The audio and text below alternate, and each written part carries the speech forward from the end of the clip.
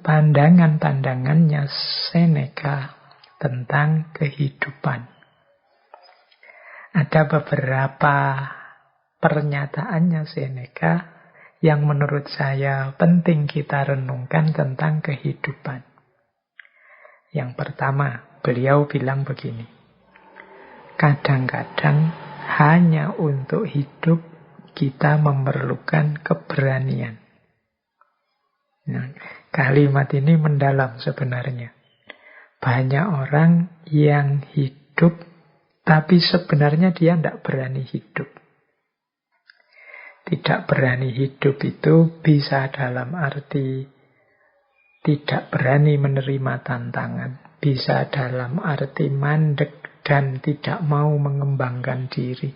Bisa dalam arti melarikan diri dari masalah-masalah konkret yang dia hadapi.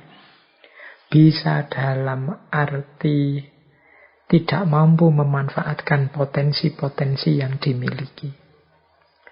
Jadi ini bisa kita sebut orang yang tidak berani hidup. Jadi kita dianugerahi oleh Allah kehidupan, tapi perilaku kita seperti orang yang tidak berani hidup. Termasuk mungkin bisa kita tafsirkan orang yang tidak berani hidup itu orang yang tidak mau menjaga hidupnya sendiri. Orang yang sembrono dengan hidupnya sendiri. Itu menurut saya juga bagian dari orang yang tidak berani hidup.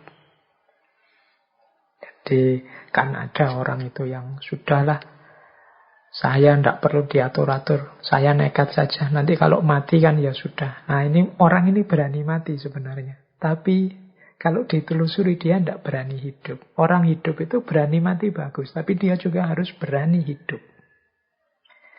Termasuk, ya kalau ini kan masih eranya pandemi. Yang kita itu dinasehati oleh para ahli untuk biar kita tetap sehat, harus menjaga menggunakan protokol-protokol kesehatan. Kan ada di antara kita yang sudahlah saya tidak protokol-protokolan. Kalau sakit ya biar saja, mati sudah takdirnya.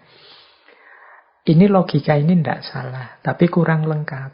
Sampean berani mati, tapi harusnya juga berani hidup dengan segala resikonya. Jadi berani hidup itu berarti berani untuk juga memelihara hidup yang itu amanatnya Allah pada kita. Jadi ini kalimat yang pertama ini menurut saya penting. Kita hidup itu ya harus lengkap. Hidup ya berani, mati ya berani. Banyak orang yang tidak berani hidup. Meskipun dia berani mati. Atau ada yang sebaliknya. Berani hidup tapi tidak berani mati. Biasanya juga terus orang yang tidak berani mati ini macet, mandek, tidak mau berjuang, tidak mau berkembang karena khawatir mati. Dua-duanya negatif. Kita harus berani hidup juga berani mati. Nah, kemudian itu pandangannya Seneca yang pertama tentang kehidupan. Yang kedua, kata Seneca begini. Selama engkau masih hidup, teruslah untuk belajar hidup. Jadi ini pernyataan ini menurut saya menegaskan bahwa hidup ini sifatnya dinamis, berubah-ubah, berkembang. Oleh karena itu kita juga harus punya sifat mental yang dinamis, mau berubah, mau berkembang. Caranya ya kita harus belajar terus tentang hidup kita ini. Logika yang kemarin benar, sekarang mungkin tidak cocok lagi, tidak pas lagi dipergunakan. Maka ayo terus belajar.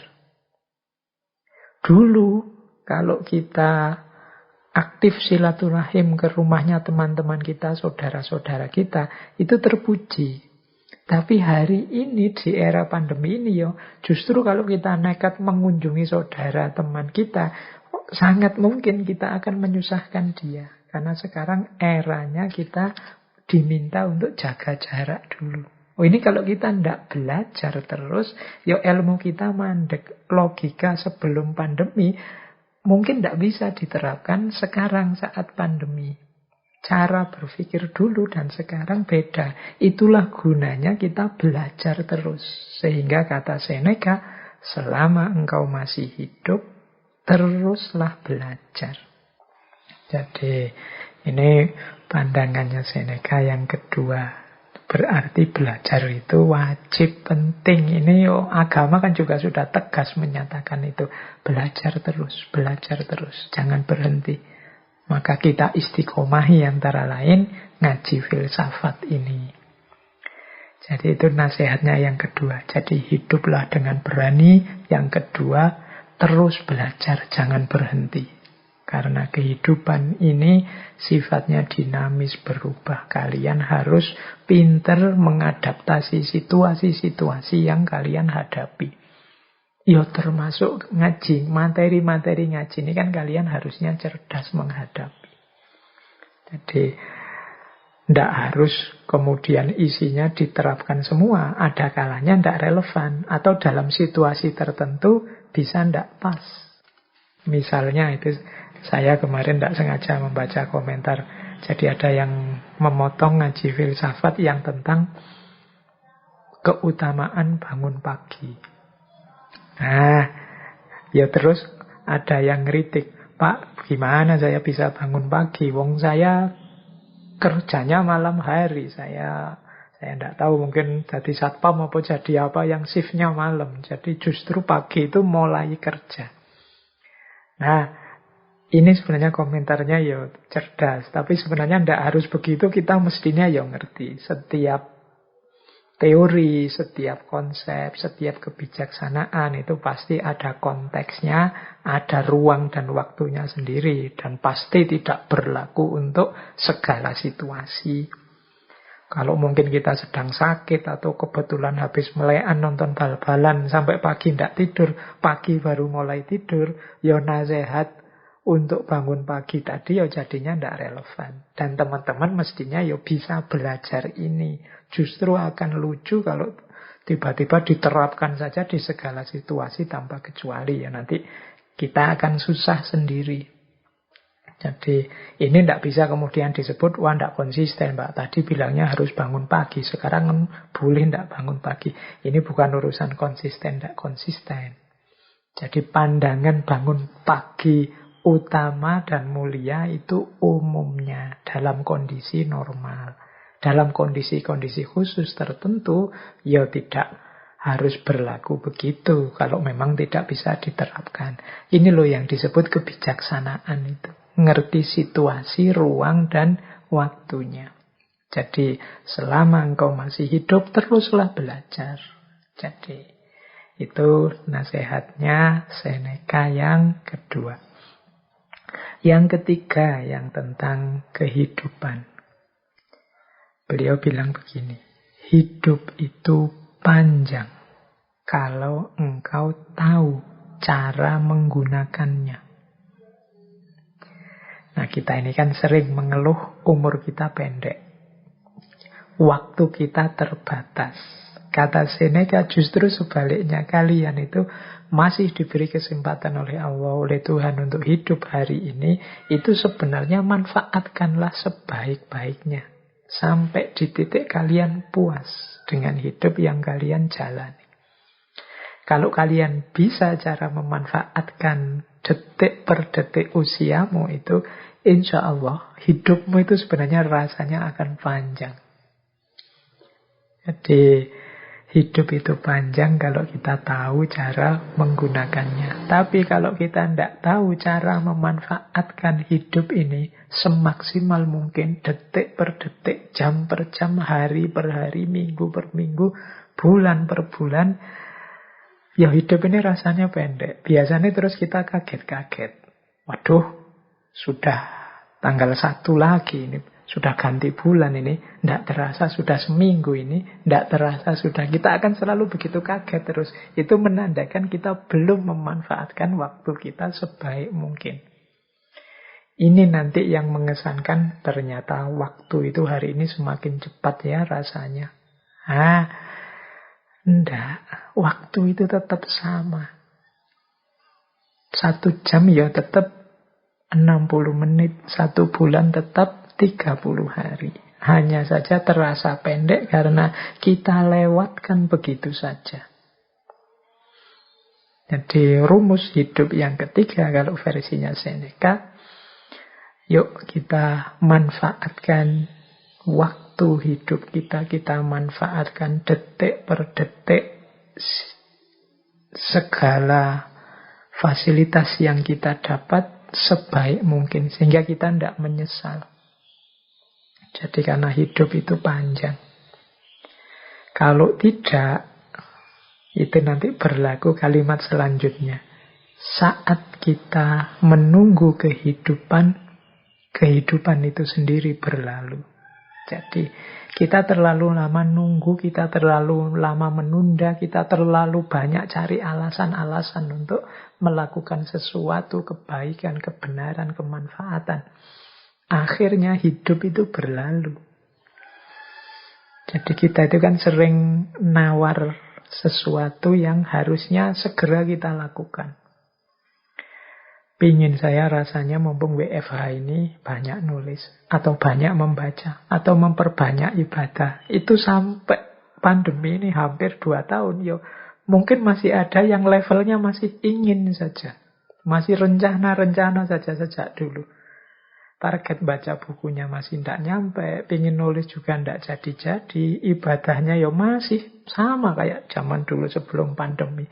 Ini kita terus membuat alasan-alasan, bikin excuse, tapi kan, ya wis, akhirnya kita ndak punya ndak mampu memanfaatkan hidup kita sebaik mungkin. Rasanya umur kita ini pendek. Jadi saya lupa itu pernah di salah satu kitab itu disebut ciri-cirinya akhir zaman itu waktu terasa semakin pendek. Waktu terasa semakin pendek itu bisa nama lain dari kita yang semakin tidak mampu menggunakan waktu secara bermanfaat. Wong kita kalau pegang HP itu, sekali pegang itu bisa jam-jaman kan. Buka ini, buka itu, lihat video ini, video itu, lihat. Terus tiba-tiba sudah sore. Wah, tiba-tiba sudah malam. Tiba-tiba sudah waktunya tidur. Terus begitu umur kita tambah. Baik, jadi itu rumus selanjutnya. Saat kita menunggu kehidupan, kehidupan itu sendiri kemudian berlalu. Kita kehilangan momen, kita kehilangan kesempatan. Yang terakhir, ini pesannya Seneca tentang kehidupan sebagaimana dongeng. Demikian pula kehidupan. Yang penting bukan panjangnya, namun baiknya.